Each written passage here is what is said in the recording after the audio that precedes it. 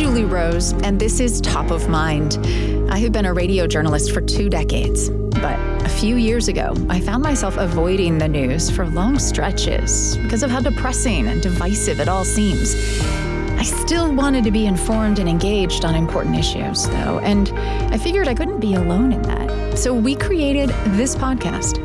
Each week, we tackle one tough topic in a way that will challenge you, help you feel more empathy, and empower you to become a better citizen, a kinder neighbor, and a more effective advocate. Today, motivating kids in school. So when a student walks into my class, they've already pre-labeled themselves as a good student or a bad student. This is Sarah Schopfer. She's been teaching high school English for a little over a decade. Early on, she started to notice the way she was grading her students wasn't working like she'd hoped. A student who is constantly at that F level, because it's so hard on a traditional 0 to 100% scale to climb out of that F level range, which is 59% of the scale is an F.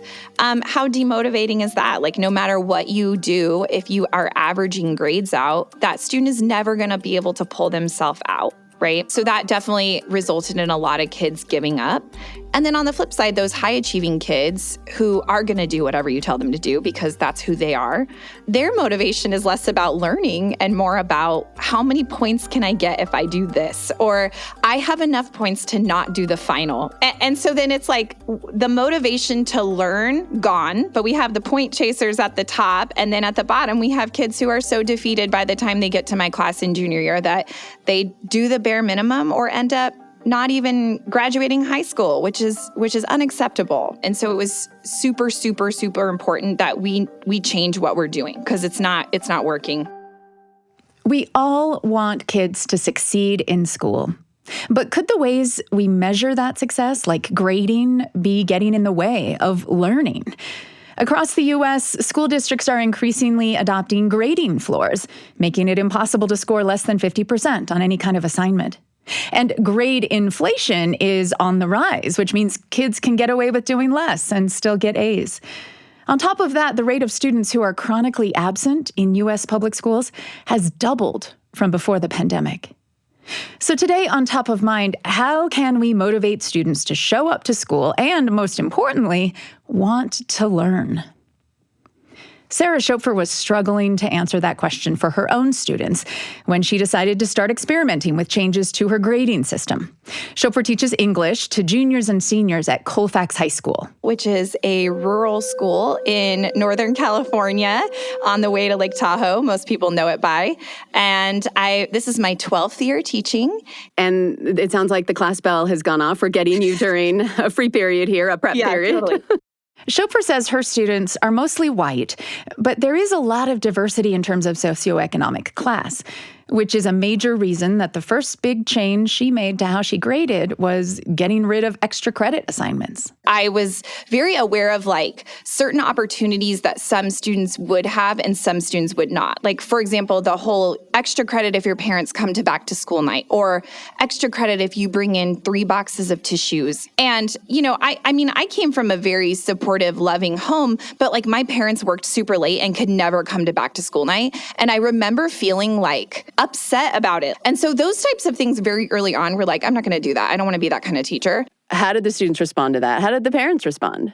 Well, the high level, always get an A kids because they're really good at extra credit were felt so robbed and disenfranchised. How am I going to get an A? And I'm sweetheart, you're going to get an A by doing the work, right?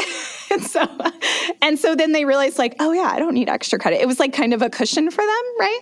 And as soon as I explain it takes me 2 seconds to explain it. They're oh yeah, you're right. That's really not that fair. I can't give you extra credit for going to this Shakespeare play, even though I would love to go to a Shakespeare play with you because not all of you can get there. Not all of you can afford to get there, right? So if I'm going to offer that opportunity and it's that meaningful to their learning, we got to figure out how to do a fundraiser and all get there together, or it's not meaningful enough for everybody to do. She also stopped assigning scores or points to things related to behavior and participation. Anytime a student would raise their hand or in the past, marking students down for points if they were tardy.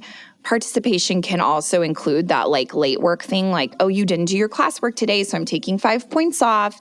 You're just not going to try to hold kids accountable for those things?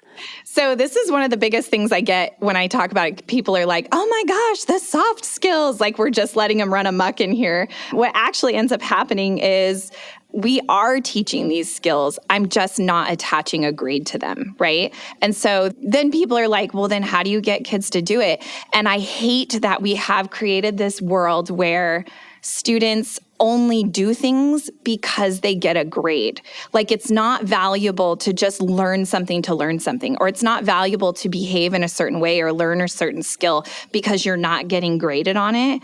And we have to stop that. Whether I assign grade points to them or not, the kids who are going to talk a lot are going to talk a lot. The kids who are not going to talk a lot are not going to talk a lot, right? Marking kids down for tardies is not fair because we don't know why they're tardy. Instead of marking them down for being tardy, we have a conversation with a student about this is what being tardy means. This is what you're communicating to me as your teacher. This is what could happen in the future in the workforce if you're tardy all the time. You get to hang out with me during our nutrition break today to make up for that missed time. Or, they might go to the office if they have a bunch of tardies and get a detention. None of that has to do with the grade and actually encourages a one-on-one conversation with a student, which is a lot more meaningful than just saying, you were late, here's 5 points off something. As Chopra was experimenting with different ways to motivate and hold her students accountable, her district began looking for volunteers to pilot a new grading system. I was like, oh my gosh, I'm totally in. And then I finally had the answer of like how to do it. The new system eliminates the standard A through F letter grades in favor of a 4-point scale focused on specific learning outcomes like reading comprehension or writing thesis statements. So a 1 means that the student needs a lot of help and support to get that task or learning outcome done. A 2 means they understand like the foundational knowledge of that skill, but they still kind of need help like applying it. So that's going to be like they understand the vocabulary, they understand the timeline, they understand the people. And then a level 3 is going to be more about like how well a student is applying that information and that they can do it on their own without me helping them. And then a level 4 is going to be more about them taking their learning and applying it in a new, meaningful way that is beyond what I have taught them in class specifically. So like throughout the whole year, it's like, here's our learning outcome. And right now you're at a 2. I would like you to revise until you get to a 3. And so then the students can meet with me, revise, resubmit until they meet that learning outcome. Can you introduce an assignment to us at a 3, like how you would actually say that? Help me understand what that means. Sure. So we just finished The Great Gatsby, which is my favorite book of all time. My students will tell you. Their final project is at the very beginning of the book. I gave them a list of we call them big ideas that might come up in the text. And those big ideas will become the basis of their final project. And for this particular project, they can demonstrate their learning in a variety of ways. So if they chose a big idea off of that list that I gave them, that's where the 3 starts, because I'm already telling them what to pay attention to in the book. And then if they write their essay or they create an art piece and write a rationale that's based on something we talked about thoroughly in class, that's going to be a 3 because they are applying their foundational skills and knowledge about the text, but they're not going to anything we didn't talk about in class. So if they wanted a 4, if they were striving for a 4, I encouraged them as we were reading to pay attention to things that I don't bring up as a teacher, but you're noticing a lot of. So some of them would bring up I noticed that Fitzgerald uses a lot of color. What's up with the colors? And I'm like, I don't know, what's up with the colors, right? So then what happens is at the end, they come up with their own big idea that they end up presenting to me, which is a more advanced level of learning because they didn't have my support and hand-holding along the way. One of my car kids, he's in auto shop right now, super, Motorhead, right? And he's looking at me I am not reading this book. And I'm like, you're going to read the book and it's going to be great. But he's looking at the cars in the book and paying attention to all the dynamics with the cars and what the cars mean symbolically and stuff, and then made the most wonderful project. And so it allows them to connect in all different ways, depending on what they're interested in. So, and a kid who would never he would never go for a 4 before, went for the 4 and did fantastic. So it's really great. Are your students learning more? Are they leaving with more than they were before? I think they are. It's less about point chasing, and it's about giving more authentic assessments that truly, truly allow students to demonstrate their learning. And it's made my teaching more authentic. I love that I can ask them anytime in my class, have I ever been unreasonable?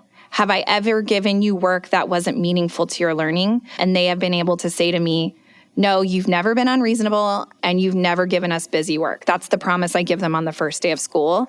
And so with that buy-in from them and that trust of me as their teacher and that trust in me for them to do the work has led to such great relationships with the kids, so much more success than students would have had in the past, and truly sending them on truly, truly ready, not just to be an English student or a student in general, but like a decent human being that has skills and knowledge that I can stand behind and say, yes, they do know how to do these things, and here is my evidence. Whereas before, I don't think I could have done that. Does this kind of teaching require more of your outside time and energy? It's not more work, it's just different. And actually more meaningful in my opinion, because I find the grading of all these projects where kids are passionately finding their own things that they want to look into are more fun to grade and more authentic to their learning. So that feels great, right? And if I'm spending my Saturday morning away from my family grading, that it's at least worthwhile. And then it's more of a coaching and less of a teaching, right? Like they're asking me questions about the book instead of me trying to pull things out of them. Like, did anybody notice? And they're coming up to me saying, did you notice this? And sometimes they point out things that after reading this book 37 times, I did never noticed, which is pretty amazing, right? So I would never go back. It's the best teaching experiences that I've ever had in the last 5 years. Sarah Schoepfer, thank you so much for taking time today. I really appreciate it. No problem. Sarah Schoepfer teaches 11th and 12th grade English at Colfax High School in Northern California. So there is one big downside to the grading system she's so pleased with. At the end of the term, she still has to translate all of those 1 through 4 scores into a letter grade that goes on a transcript her students can show colleges or even just other school districts if they move. We accept grades as a part of the standard order of things, right? Despite the fact that there may be lots of reasons to step away from grades. Why are we so hung up on grades? I'm Julie Rose. This is Top of Mind.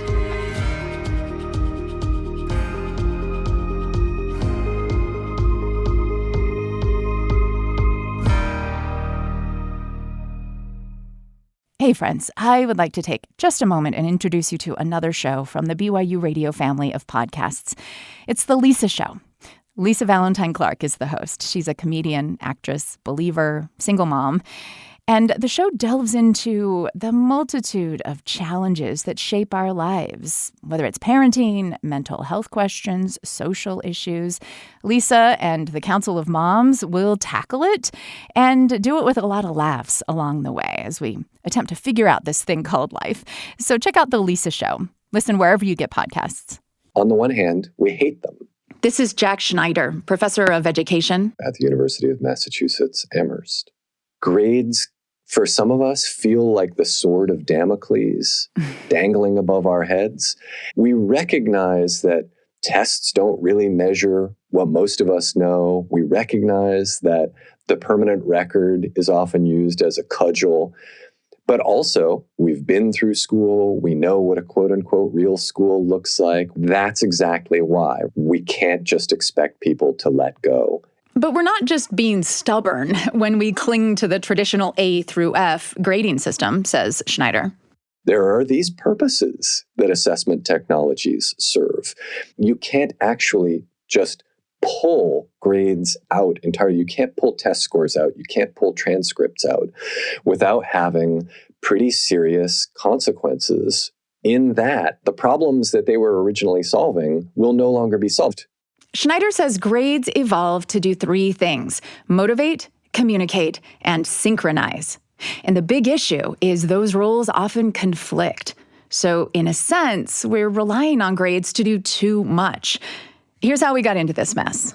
First, grades were solving a problem of motivation. In the 19th century, you see the emergence of state laws requiring that young people go to school. Well, with compulsory education comes a problem. How are we going to get all of these students, many of whom would very much like to be anywhere but school, to apply themselves, to comport themselves in a manner that is going to make it possible for the educators in the room to teach everybody else? So these new grammar school teachers were casting about for a solution and saw what colleges like Harvard were doing. And I think listeners may be inclined to think, well, these must have been very serious young scholars, these Harvard students from a couple hundred years ago. No, they were really no different than today's undergrads, right? They wanted to party and drink and carouse, and, they would do things like tie up their professors and burn down their lodgings. And grades really emerged as a set of carrots and sticks to try to motivate students to work hard, and also function as public shaming devices to punish students who didn't work hard. That eventually works its way down in the system as we see students compelled by law to be in K-12 schools. So that's one problem that grades were solving. A second problem that grades were solving was that of communication. And it's because schools, once more, are dealing with this question of how are we going to get kids to behave? How are we actually going to assist them in learning what we want them to learn? And in order for that to happen, you've got to be in communication with the home. And so grades were an effort to let families know how students were doing, sometimes as a means of telling parents they better get involved and, whip their kids into shape, hopefully only metaphorically speaking there. And other times it was an effort to let parents know that students were struggling in particular areas and would need some assistance. That's one of the functions that grades continue to serve. Yeah, sort of a red flag warning to make better progress, or was some of it about assuring the parents and taxpayers that the school is doing right by your kid? We're sending home evidence of what your kid is learning or not learning. Especially as schools started to get larger and couldn't rely as much on face-to-face interaction. That's true, right? So anytime you have the ability to just directly communicate with somebody, you don't need anything like grades. You don't need a system of communicating through symbols. But once you start moving to more and more distant forms of communication, and that can happen either because you've got too many pupils in the school and you just simply can't arrange to have these face-to-face relationships with every family, or because you're actually communicating with more distant audiences. And this is another form of communication that starts to happen, is communication with audiences that are more distant geographically as well as more distant temporally, right? So communicating with the future, with future employers, with future college admissions officers about what students know and can do. And that really doesn't evolve until like the early 20th century, but it is a part of this communication function. And so you can see already there are multiple kinds of competing purposes of grades. And then the third one also emerges in the 19th century and becomes more prevalent in the 20th century. And that's the need for synchronization, because we have a totally decentralized education system in this country. Okay, if you moved as a kid, you felt the effects of that decentralization. Unlike many other countries, education in the U.S. operates on a local level. It's funded largely through local tax dollars, and individual states decide what's taught in school, which can vary pretty dramatically from state to state, even district to district. So Schneider says letter grades provide a common language. If what you want is for a student to be able to move from one level of schooling to another, to move from one town to another, you're going to need to have some systematic way of sharing information about students and what they're able to do.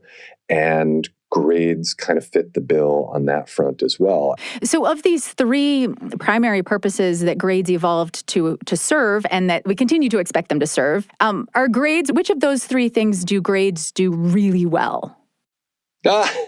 Grades don't do any of those things really well. None of them. All right. It's not like they're great at motivating, but terrible at the other stuff. No. And one of the problems is that these are cross purposes in many cases. Let me just give you an example of how even two different communication purposes can end up undermining each other. So let's take the short haul communication. So this is just communicating directly to the student or the student's family, and the long haul communication, the permanent record that will communicate to college admissions officers or future employers. Now imagine that a teacher wants to communicate to a student, this isn't your best work. I believe in you, and I think you can do better. And so I'm going to give you a C, right? It's not an F, you haven't failed, but it's not an A.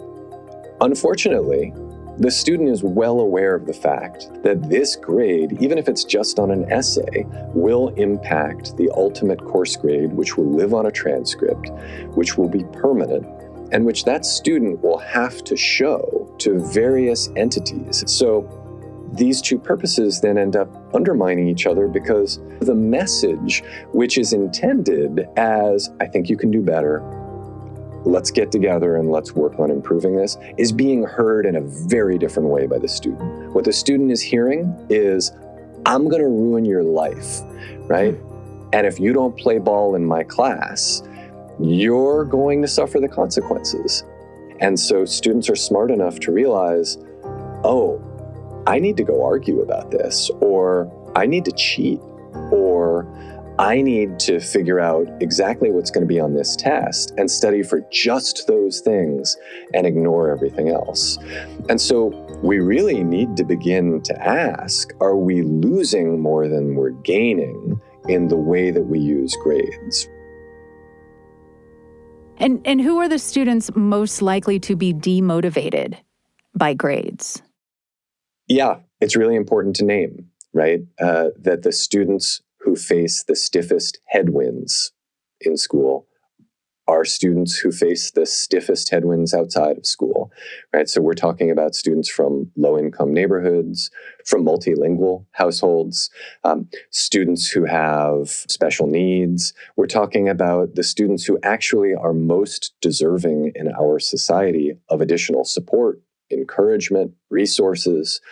And again, the unintended consequence of the way that we use assessment is often to demotivate those students, to tell them that they're not good at school, to encourage them to leave school as soon as possible. And they should be top of mind for us right alongside the, academically accomplished students who have learned to game this system, who are actually learning a whole lot less than we would like them to. Now, Schneider is a pragmatist about this dilemma. Grades are an imperfect tool, yes, but ditching them, he says, is unrealistic and would cause other problems. The best solution is inevitably going to look a little bit more like tinkering than like overhaul. And, that's something we wrestled with when we wrote this book, was that, we thought we'd sell more books if we said, here it is, here's the panacea, right? Here's our big, sexy solution that is going to very simply and cleanly solve this problem for anybody. The problem is we'd be lying. The book he's referring to is called Off the Mark: How Grades, Ratings, and Rankings Undermine Learning But Don't Have to. He co-wrote it with Ethan Hutt, and they propose a bunch of tweaks to traditional grades, keeping in mind the three jobs that grades do: motivate, communicate, and synchronize.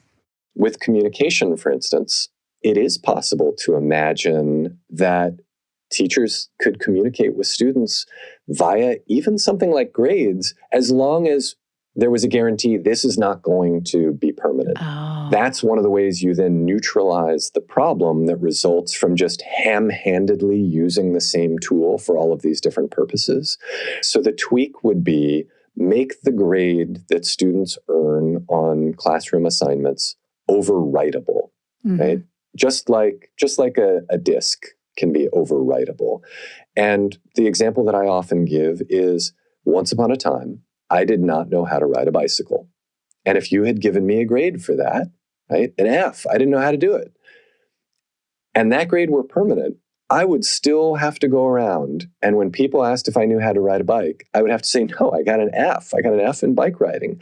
But new information has overwritten that old information. Of course I know how to ride a bike. And that information overrides the old information, which then it restores the possibility of real communication there, while also recognizing, hey, there can be this other way that we approach assessment and grading for the purpose of creating or constructing a permanent record. Another tweak would be to embed more information in report cards and transcripts. Some private and charter schools have shifted toward grading students based on portfolios of their work rather than tests and quizzes. Most universities, though, still want a transcript. But why not merge the two, says Schneider, especially since everything's digital now. You can make the transcript double-clickable. So right now there is such thin information in transcripts, and this leads to a number of unintended consequences, right? A student with a B might be perceived as being bad at something when in fact that student may have most of the competence and there may just be one area that that student needs to work in. Or it could be students have learned that if the transcript only has a letter grade, it doesn't matter how you got to the A. Whereas if we were to make the transcript double-clickable such that anybody who wanted to look at it could see actual works of art from your art class, or essays from your English class, or chemistry labs from your chemistry class, that suddenly it matters a whole lot more that you actually learned how to do this stuff. Could we, Professor Schneider, if what we really want to communicate with grades is that this student is this much capable of doing this thing, couldn't we do that just with some sort of test? Like just do an end of year and, this is how good you are at algebra based on the test that you took at the end of the year. And then we don't have this problem of all the learning being sort of rolled into it where because you struggled at the beginning, now your grade is lower at the end. That presumes that tests are perfect measures of what students know and can do. The best assessments are going to give students multiple opportunities to show what they know and can do, and are also going to be based on real performance. So if what you had was, a battery of assessments that gave students different kinds of opportunities to show their learning, and if you were not reliant on a really narrow way of reading those tests, i.e. through a Scantron form, I think it's not a terrible idea to say, hey, really, we're going to check in at the end of the course to see how well you know this. That's not a bad approach. We also, however, want to be thinking about things like, how do we motivate students? And one of the things that will be motivating about an approach like that is to say, learning this stuff is going to matter because at the end of the course, right, you are going to be asked to complete a wide array of assessments to show what you know and can do. But even that isn't going to solve the motivation piece, right? Ultimately, the best solution for the motivation piece is actually to stop relying on grades or test scores or the threat of the permanent record, and to say, here's why learning this subject actually is valuable. And that's not to say, well, you're going to use this kind of math at the gas station someday, or you're going to need to calculate tips in your head, because math teachers think math matters. And if they can learn to articulate why math is useful and beautiful, why it enables you to think in new ways, and saying, hey, this matters for a bunch of reasons, and I'm going to do my best to articulate those reasons to you over the course of the semester. But it's also going to require you trusting me a little bit. And in order to get you to trust me, right, I'm also going to trust and respect you. There are classrooms where this is the approach. It's not every kindergarten, but every kindergarten I've ever been in takes this approach. No kindergarten teacher that I have seen says, all right, everybody, we're going to be working on the grasshopper unit, And you better believe this is going to end up on your permanent records, right? They say, we're going to be working on the grasshopper unit. And here's why this is so fun and exciting, right? And kindergartners, in many ways, should be the least excited to go to school. But they are the most excited to go to school. Every once in a while, there will be one who doesn't want to let go of a parent, but the rest of them are sort of gleefully running in, hugging their teachers, excitedly going about the business of their classrooms. And I don't think that just removing grades is going to lead to joyful classrooms.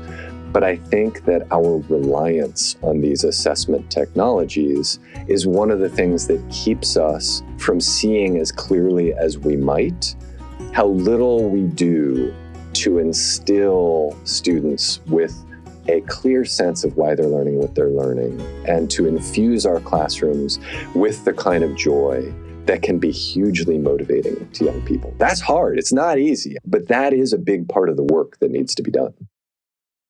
Professor Schneider, thank you so much for your time today. I really appreciate it. Thanks for having me. It was great. Jack Schneider is a professor of education and director of the Center for Education Policy at the University of Massachusetts Amherst.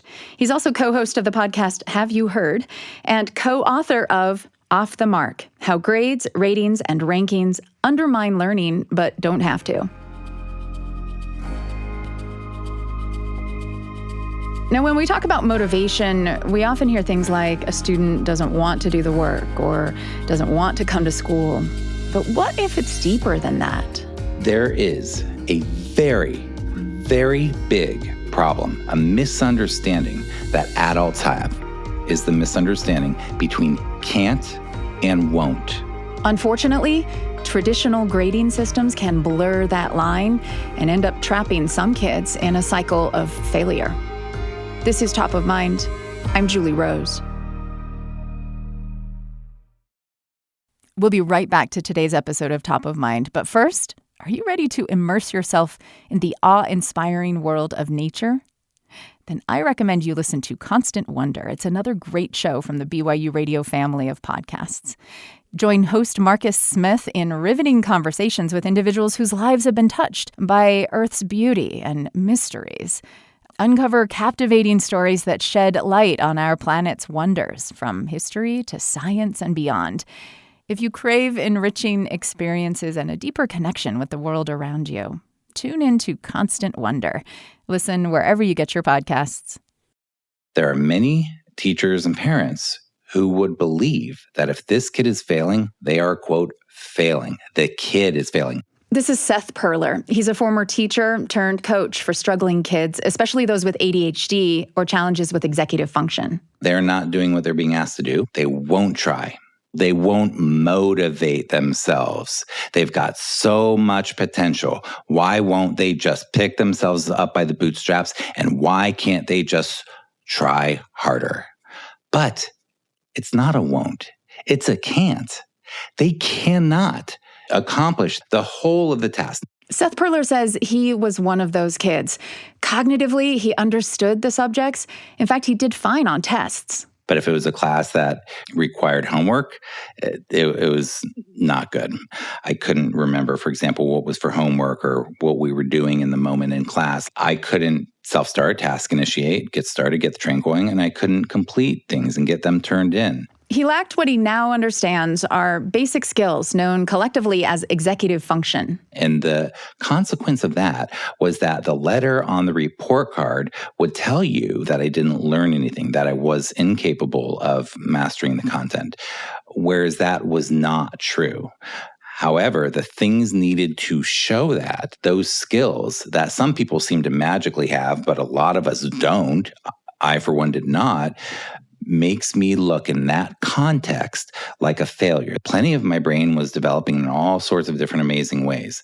But those executive skills, my brain needed a lot more time to develop those skills. I would get these messages, you're not trying hard enough, you're lazy, you don't care enough, you need to work harder. And these sorts of messages felt blindsiding, like, I don't understand this. What is happening right now? I think I am trying. And I started getting to a point more in middle school where I started saying, why should I even try? So what started as a problem of can't, because he didn't have the executive function skills to remember the assignment, make a plan, and follow it through to completion, became a problem of won't.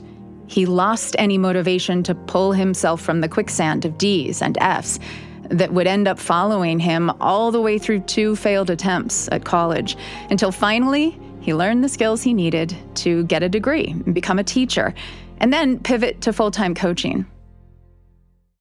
Now, Seth Perler was a kid in the 80s. Today, he'd probably be assessed and given an individualized education plan, or IEP, to address his needs. But he says the problem of mistaking can't for won't persists. You'd be surprised at how often I hear families tell me, we cannot get them to meet with us. We have the IEP, but they're not following it. They're so resistant to it. Instead, they're being told you need to try harder rather than, hey, you need some skills. We're going to help you build these skill sets. We're going to support you in this way too. We've taught you math. We've taught you science. We've taught you language arts. We're going to teach you executive skills. We're going to teach you skills to organize or plan or manage your time. But it's tricky, says Perler, because sometimes a kid who seems to lack executive skills for schoolwork can focus and follow through in other areas of their life. For example, if you take this kid who maybe, let's say they're failing all their classes, right? And they're going home to play video games, and they can execute perfectly on that. Or they're really into baseball and they can execute perfectly on that. Or they're an artist and they go paint stuff and they can organize the stuff and execute. Okay, so then you'd say, oh, well, see, it is a matter of it's a can't and a won't. No, it's not. When it comes to things that are low interest, that are not motivating, that are not fun, and that feel traumatic or painful or uncomfortable or difficult, or every time you try, you've had all these experiences where in your nervous system, you have felt unsafe, then that asking somebody to execute on those tasks is way, way, way, way, way harder. Kids in that situation need to be taught compassionately, says Perler, how to apply their executive function skills to schoolwork. Ideally, that happens before a student gets trapped in the mindset of failure that traditional A through F grades are so good at cementing. Perler remembers a few times in his schooling when a teacher was able to break through to him. Teachers that cared, that were kind, that were friendly, that were compassionate. When I had a teacher that was like that, I would try for them. I would work hard in class for them. Sometimes I would do the homework or study more. I would do more than I would do for any other class. Because if I liked the content, I would be more likely to do the work. If I liked the way we were doing the content, so if I liked, for example, doing a creative project about my learning, I might be more inclined to do it. And then if I'm cared about, if I felt like the teacher liked me, just liked me as a human being, cared about me, like it's so simple. I mean, teachers do need to have skills to teach the content, but it really, for me, began with, okay, I matter here. Seth Perler is an ADHD, executive function, and 2E coach. You can find him at sethperler.com. Now, we cannot motivate students or hold them accountable for learning unless they are showing up to school. And right now, a lot of kids are not. The COVID pandemic brought a huge spike in chronic absence, meaning a student misses at least 3.5 weeks during a school year. The number of chronically absent students in U.S. schools is now nearly double what it was pre-pandemic. And so far, there is little sign of improvement. Today, 1 out of every 4 kids is chronically absent from school, and that includes both excused and unexcused absences. The trend is true across grade levels, but where the growth has happened most rapidly is actually in elementary schools. This is Hetty Cheng, Executive Director of Attendance Works. We're a nonprofit initiative that advances student success, addresses equity gaps by reducing chronic absence. Before the pandemic, there was about 3,550 schools at the elementary school level that had extreme levels of chronic absence. Now it's close to 20,000. Obviously, all the closures and COVID quarantining and remote learning during the pandemic led to more student absences. But why are kids still missing so much school now that things are mostly back to normal? Chang says the pandemic broke our faith in schools. Whereas schools were sort of this steady thing that families could count on, now they became much more unpredictable for a couple years. And that undermined the sense that being in school matters. After so many years of closures at random intervals, it's easy to see why families might slip into thinking that way. I mean, how many times have kids shown up during another COVID surge only to be stuck spinning their wheels with a substitute because the teacher's out sick? Plus, says Chang, there's still a lot of confusion about health and safety. My kid has the sniffles. Do I keep them home or do I send them to school? My kid has a stomach ache. Do I keep them home? During the pandemic, what we all got taught, I was on a webinar with nurses, and there's a nurse from Alaska who said, I got really good at my job during the pandemic, which was to tell kids, no, you need to go home. And now I have to change my job to convince families, no, you need to actually be in school. But we have to almost undo a mindset that we set, you know? And then the other thing I think that happens is that a lot of times parents aren't on school campuses very much. We're protective because we, out of COVID or even a lot of the school safety issues. So parents may not see what kids are learning every day and how important that learning experience is because they're actually not seeing it. And if they're dealing with other challenges, transportation, their own health, their other stuff, and they haven't had a chance to learn how critical the importance of these early years are, they may say, well, in the face of all these other things I have to do, getting to school isn't as important. What are the consequences? Like, can we see the clear evidence of that affecting kids or schools? Addressing chronic absence among our youngest learners is really critical because you're trying to build those habits of success that help you throughout your educational career. And also learning is scaffolded. So if you don't learn, key concepts around reading when you're in kindergarten, it's a lot more harder to keep up with reading. But it's also those habits of persistence. Chronic absence is connected to being less engaged, having less executive functioning skills. It's getting kids into this habit of attendance, this routine of attendance is important for learning. It's also for developing those habits of success. I worry a lot when we see 20,000 elementary schools contending with high levels. Once you have 20% of all kids chronically absent, the churn that's kind of happening in the classroom isn't just affecting the kid who's chronically absent. Now you have, a number of kids in any classroom missing school. And when that happens, the churn affects both the ability of teachers to teach and kids to learn. Because teachers have to make decisions. Oh, Julie wasn't here today. Hetty was. Do I repeat or do I ask Julie to help Hetty? And now, you're trying to keep instruction engaging. You also now have more disruptions in classroom norms. Hetty Chang is one of the top researchers on chronic absence in the whole country.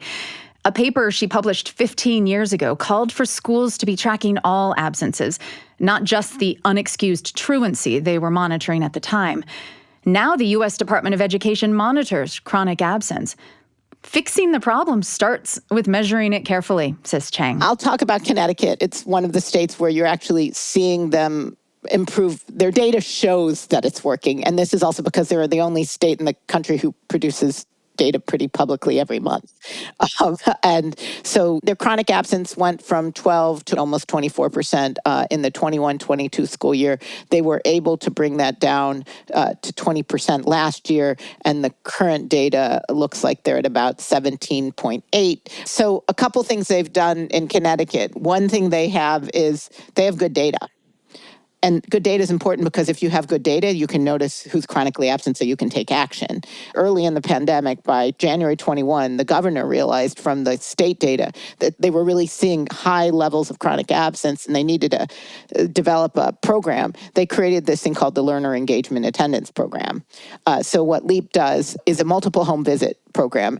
And so a home visit would be not that you would come in and talk about attendance, but it's relational. I would say, Julie, how are you? And hey, do you know about your summer learning opportunities? And then I might come back again a couple weeks later and say, hey, Julie, do you know who your teacher is? Have you gotten in contact with him? Oh, let me help you do that. They were taking kids who were chronically absent and prioritizing them for this additional outreach. And they served in that year about, I think, the first year or two of this, 8,000 families. And those kids, on average, If it was high school, they actually improved attendance by 20 percentage points, and in elementary school by 10 percentage points. Wow.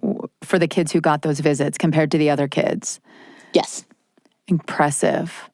And what was so magical about that? Why did it work so well to increase attendance? Relationships matter. Kids knowing someone cares. Kids having someone in a time of great confusion to ask questions about.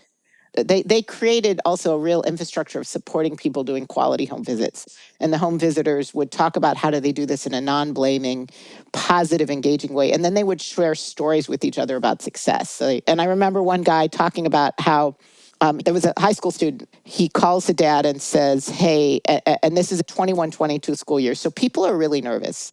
We're realizing the Delta variant is back. School's not going to quite open the way we want. Calls up to the dad. Dad doesn't really want to talk to him. Finally, Dad says, meet me at the car dealership in my neighborhood and I'll talk to you there. So he goes to the car dealership. The dad talks to him more and says, look, it's not me, it's Grandma. Grandma is terrified of my son going to high school, worried about the virus, worried about this is going to have an impact. So Dad says, you want to get my kid to school? You got to talk to Grandma. So the home visitor finds a way to talk to Grandma, talks to Grandma about the safety measures, what's going on. Kid doesn't come the first day, but then does come the second day. And then the kid stays in texting contact with the home visitor and proceeds to come for the rest of the school year. You got to work with families to understand their concerns, to address their concerns, to even find out who in the family you need to talk to that's influencing what's happening with the child.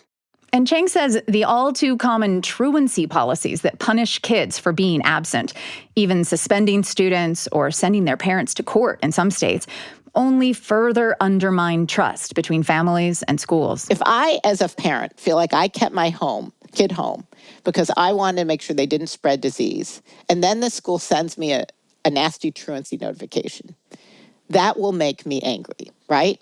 I'm trying to do something for the public good, and you're telling me I'm wrong, and and I hear some of that anecdotally. Don't know how prevalent it is, but we have a lot more kids missing a lot of school. So I suspect not very well worded truancy notifications are out there en masse. So what we have to use is when kids miss school, this is a sign for positive outreach to families to find out what's going on and how can I help. Especially since students most likely to have unexcused absences that trigger nasty truancy notifications are those with lower incomes and lack of affordable health care. How can you get a doctor's note to excuse your kid if you can't afford to take him to the doctor in the first place?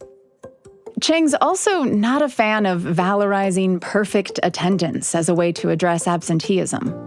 We don't want perfect attendance for several reasons. One, I don't want kids who are really, truly sick and who might have an infectious disease to come to school.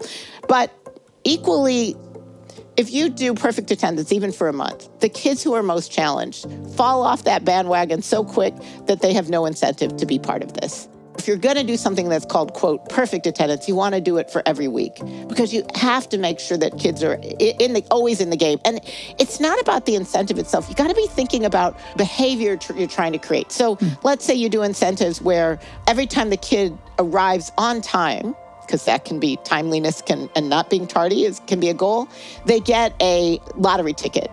And then at the end of day Friday, at the end of the school day, you have a drawing and the kids can draw for some gift. Then you're doing a couple things. One is every time any kid shows up on time, you're acknowledging them. Oh, Julie, I saw you. You got here on time. Hey, here, have a lottery ticket. Kids need to feel heard and seen. Mm-hmm. Incentives well done are a way for kids to be heard, seen, and praised for good behavior. Let's talk a little bit about your personal history with this issue, if we could. So back in 2008, you published a report that was pretty influential. If you could take us back to that time, what was the thinking about absences, absenteeism, and school? I started this work because a mentor of mine asked me to take a look at whether kids who were missing so much school in the early grades might be at risk for not reading by the end of third grade. At the time, I was a mom with kids in an elementary school. My oldest son was in a class, and there was another young boy in the same class who was born the same day as my kid, was growing up with very different circumstances. He was growing up in public housing. His mom was trying to get off welfare. We would do joint birthday parties. In second grade, this young boy's mom died very suddenly, shortly after they had their joint birthday party. I think she just never had great access to healthcare, and he ended up in the child welfare system.